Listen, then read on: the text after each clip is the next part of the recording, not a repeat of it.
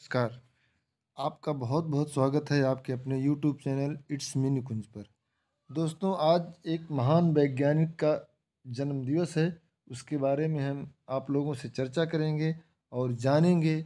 और आप लोगों से निवेदन है कि आप अपने बच्चों को, अपने साथ वालों को इनके बारे में बताएं और गौरवान्वित महसूस करें। हमारे भारतीय वैज्ञानिक, महान भारतीय वैज्ञानिक सर जगदीश चंद्र बसु जी का आज जन्मदिन है।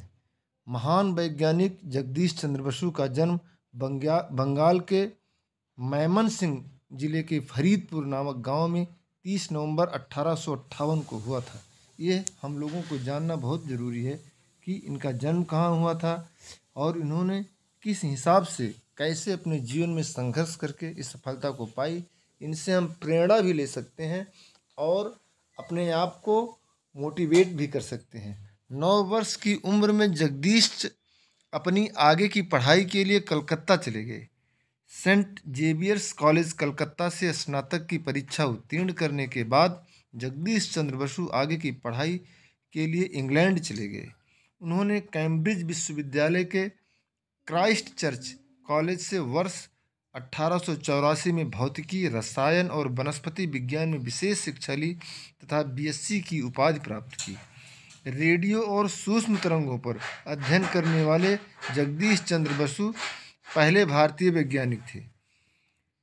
सबसे पहले इन्होंने रेडियो और सूक्ष्म तरंगों पर अध्ययन किया और ये भारत के सबसे पहले ऐसे वैज्ञानिक थे जिन्होंने रेडियो और सूक्ष्म तरंगों पर अध्ययन किया और उसमें सफलता पाई। वर्ष 1985 में भारत लौटने पर उनकी नियुक्ति कलकत्ता के प्रेसिडेंसी कॉलेज में प्राध्यापक पद पर हो गई। वहाँ उन्हें अंग्रेज प्राध्यापकों की अपेक्षा आधा वेतन देने की बात कही गई। बसु जी ने पद तो स्वीकार कर लिया, किंतु विरोध स्वरूप आधा वेतन लेने से भी इनकार कर दिया। अंततः अंग्रेजों ने उनकी योग्यता और परिश्रम को देखते हुए पूरा वेतन देना स्वीकार कर लिया। यह कार्य के प्रति उनकी निष्ठा और स्वाभिमान का द्योतक है।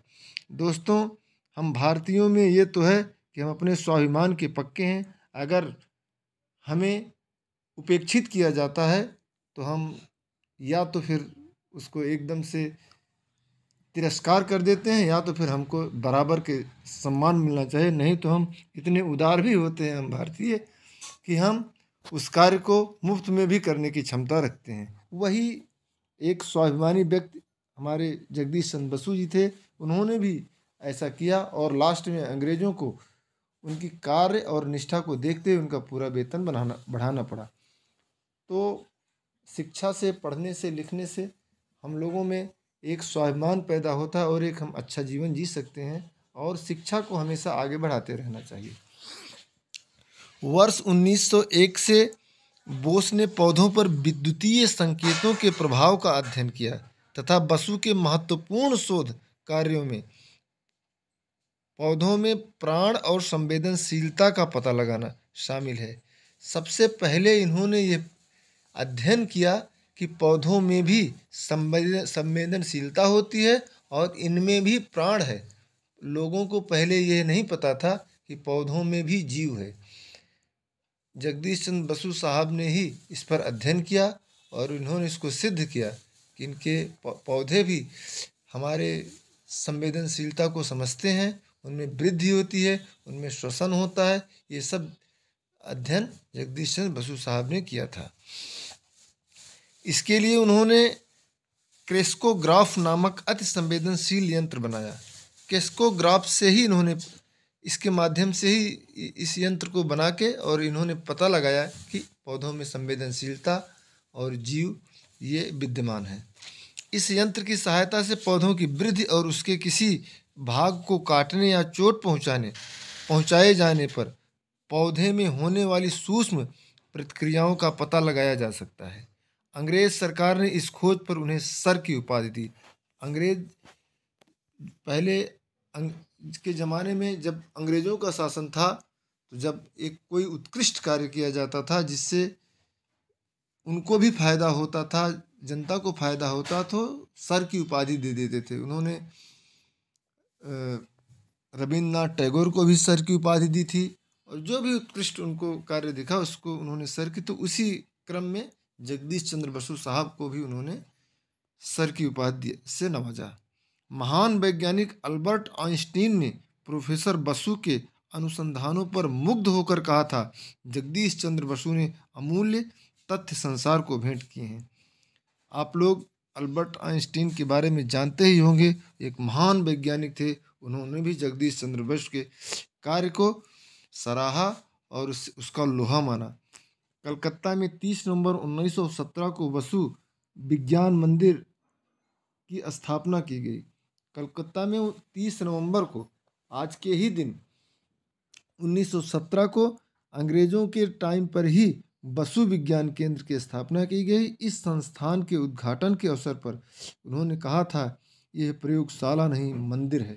पहले के लोग वैसे भी एक महान वैज्ञानिक जगदीश चंद्र बसु इतने महान थे, उन्होंने इसको प्रयोगशाला नहीं मंदिर कहा। यहाँ पे सब लोगों की भलाई होगी। इस प्रयोगशाला में जैसे मंदिर में लोग जाते हैं तो वहाँ पे सब एक समान होते हैं भगवान के सामने, सब अपने मनोकामना को पूर्ण करने की अर्जी लगाते हैं और सब संतुष्ट होकर लौटते हैं। उसी प्रकार उस प्रयोगशाला को भी मंदिर के रूप में माना। जगदीश चंद्र बसु साहब ने इतने महान वैज्ञानिक थे, उनकी जितनी सराहना की जाए उतना कम है।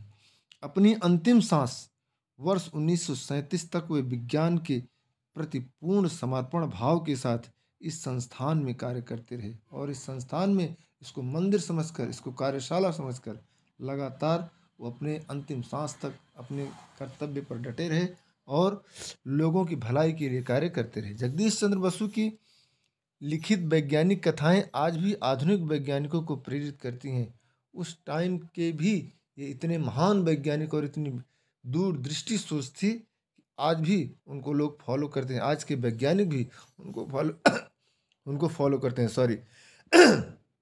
उन्हें बंगाली विज्ञान कथा साहित्य का पिता भी माना जाता है। वो एक साहित्यिक व्यक्ति भी थे और वैज्ञानिक भी थे। महान वैज्ञानिक जगदीश चंद्र बसु साहब को आज हम याद करते हैं और उनसे प्रेरणा लेते हैं कि हम कठिन परिस्थितियों में भी एक अच्छा और उत्कृष्ट कार्य करके अपने जीवन को धन्य बना सकते हैं। बहुत बहुत धन्यवाद। आप लोगों से एक निवेदन, चैनल को सब्सक्राइब करें और अपने दोस्तों मित्रों को इसको शेयर करें, जिससे हमें, हमारी आने वाली पीढ़ी, हमारे बच्चों को जगदीश चंद्र बसु साहब के बारे में जानकारी मिले और वो भी इनसे प्रेरित हो सकें। बहुत बहुत धन्यवाद आपका।